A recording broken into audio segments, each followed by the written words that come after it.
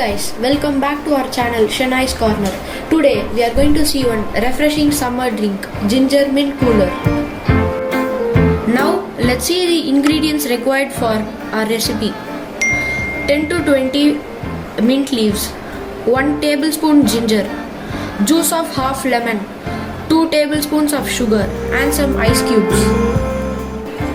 Add the mint leaves, ginger, lemon juice and some ice cubes and blend it.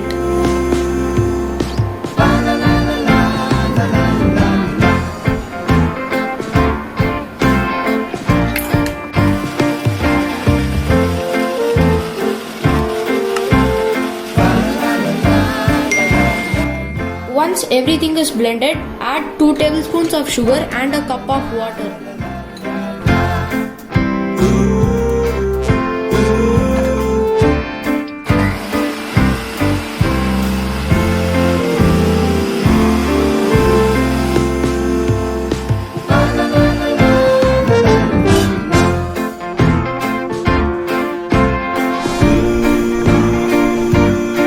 Before serving, add a cup of water and garnish it with lemon and mint.